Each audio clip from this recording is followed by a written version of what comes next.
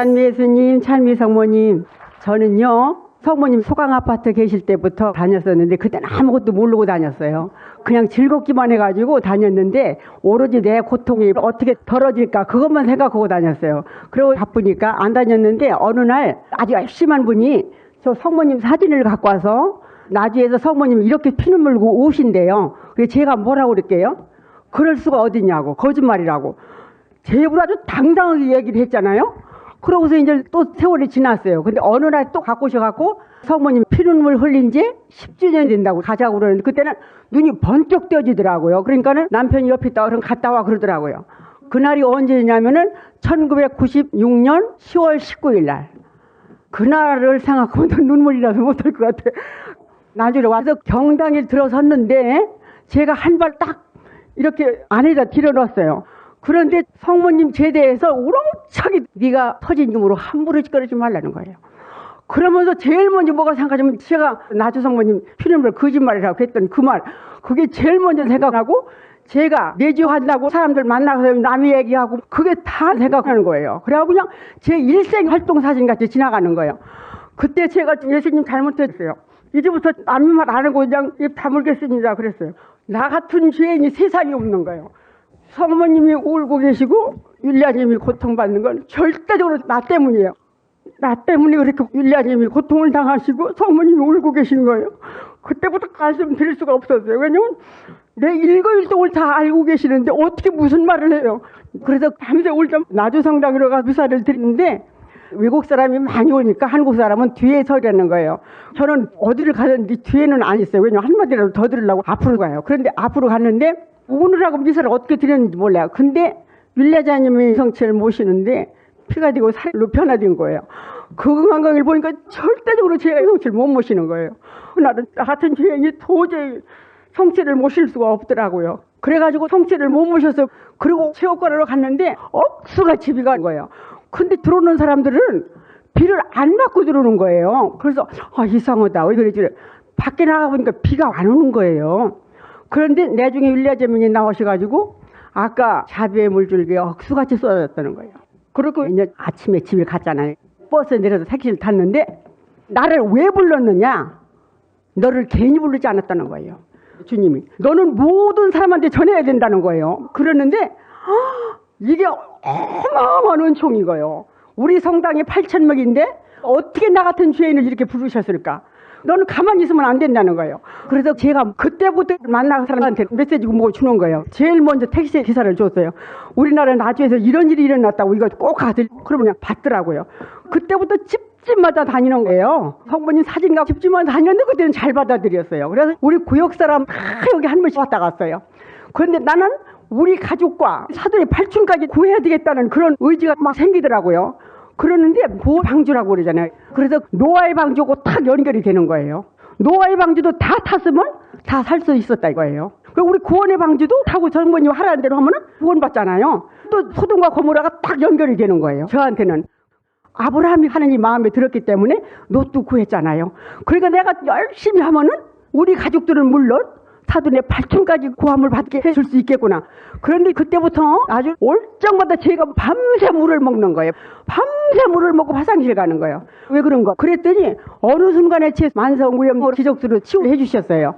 제가 1년에 한 번씩 꼭 내시경을 하는데 아프지도 않고 병원도 안 가는 거예요. 그때부터 지금까지 속 안 아픕니다. 완전히 기적수로 치유를 해주셨어요. 그리고 그전에는 젊었을 때는 제가 여기 왔다 가면은 그대로 한마디도 안 빼놓고 남편도 옮깁니다. 여기 왔다 가면은 남편하고 하루 종일 피정해요.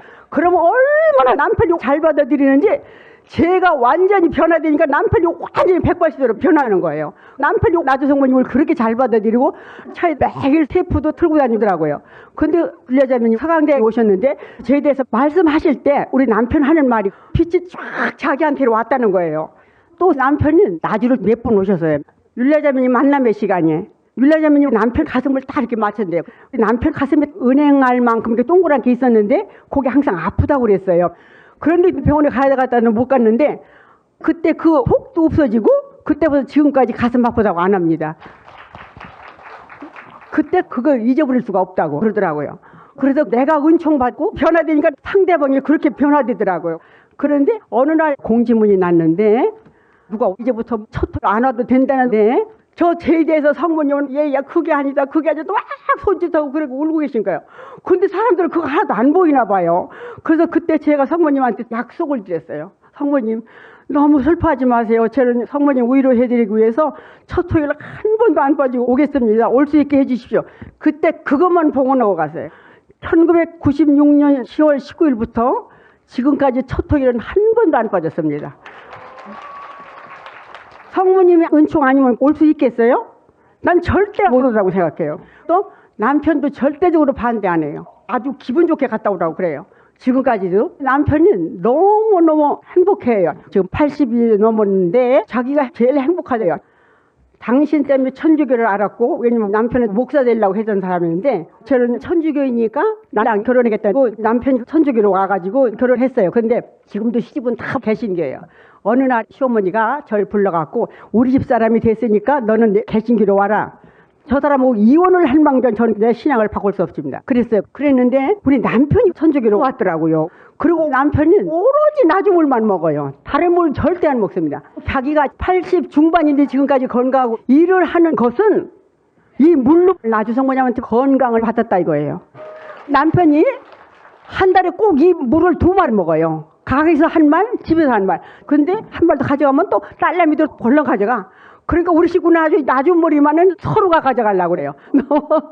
언제 우리 손자를 데리고 왔는데 걔가 4학년이고 걔 동생이 5살이었어요. 근데 동생이 저기 앉아있다가 율리아자매님이 가운데로 나오니까 에잉 뛰어나오더라고. 그러니까 율리아자매님이 탁 이렇게 만져줬잖아요. 그랬는데 내가 여기서 뭐 하고서 저쪽 뒤에 가니까 우리 4학년짜리 손자가 고개를 하고서 아주 고개를 꼼짝 못하는 거예요. 너 왜 그러냐? 할머니 나 고개가 움직거리지 않아요. 그래. 너무나 큰일 나서 외손자를 데리고 와서 만약에 잘못되면 어떡해. 근데 우리 그 5살짜리가 율리아자매님 손을 만졌잖아요. 고개를 탁 오빠 왜 그래? 그랬더니 고개를 번쩍 드는 거예요. 어머 난 그때 너무 놀란 거 이런 말 할 수가 없어요. 또 작년 피눈물 흘린 기념일에 우리 대녀를 데리고 왔어요. 걔가 자궁암 수술을 했는데 너무 빼빼 말랐어. 근데 땀이 몸에서 하나도 안 난대요. 그런데 여기 왔다 가고 땀이 난대요. 그래서 자기 남편 보고 여보 나 살래나 봐 땀나 그랬대요. 그것뿐 아니라 성모님 소강 아파트 계실 때 우리 누시아 신랑이 폐병을 앓고 딸 두도 폐병을 앓고 그때는 폐병이 많았어요. 그런데 내가 누시아 나주 가면 아저씨가 나을 텐데 그랬대요. 그러는데 여기가 한 번 왔다 가고 완전히 치유됐습니다. 그리고 성모님을 어떻게 만졌더니 완전히 살아계신 성모님이었대요. 그래서 지금도 지속적으로 다니고 있습니다. 그리고 내가 나주 다니니까 사람들이 신부님한테 가서 일렀대요. 그랬더니 그 신부님이 그 사람 생활을 어떻게 하더냐 물어보더라는 거예요. 그 사람은 생활을 열심히 하고 신앙생활을 열심히 하고 집에서 나주 기도도 하고 그래요. 그랬더니 그러면 가만 놔둬라 그랬대요. 또 다른 신부님이 오셨는데 어느 날 성당을 갔더니 나주를 이제 다니지 말래. 나주를 다니지 마라. 누구 맘대로 다니지 마라. 나는 절대적으로 내 목에 칼이 들어와도 나는 나주 간다. 나는 신부님 아니라 주교님이 불러도 난 가서 할 얘기가 있다. 그러더니 하지 말라고 했더니 뭐라는 줄 알아요? 형님 마음에서 나주 성모님을 빼버리라는 거예요. 어떻게 빼버리니 그 방법을 가르쳐줘라 그랬어요. 나한테는 절대적으로 나주 하지 말고 그딴 말 하지 말라고. 나는 내 머리에 칼이 들어와도 하니까 그런 소리 하지도 말라고. 근데 나주 성모님한테 이렇게 잘못 말씀들 하더니 지금 아파. 그러니까요 우리가 나주 성모님을 함부로 말하면은 정말 큰일 나요. 제가 느껴보았어요. 정말 나주 성모님은 별 사람이 별 소리를 해도 절대적이니까 내 목에 칼이 들어와도 저는 안 흔들려요. 지금까지 내가 다녔다는 것은 율리아자님의 기도 덕분 그리고 성모님의 은총인 거예요. 그래서 제가 미사 갈 적에는 나주 성모님 징표 20주년이라는 책 있잖아요. 그걸 꼭 가방에 갖고 다녀요. 왜냐면은 만약에 신부님 뭐라고 한다 난 그 책만 내놓을 거예요. 저희 남편이 우리 애들 거 다 잘 되고 우리가 건강하게 산다는 것은 분명히 난 나주 성모님 은총이로 안다. 그러니까 너무너무 감사하잖아요. 그래서 너무 감사할 일뿐이 없어요. 너무너무 행복하고 감사합니다. 율리아님 사랑합니다. 이 모든 영광 주님 성모님께 봉헌합니다. 아멘. 감사합니다.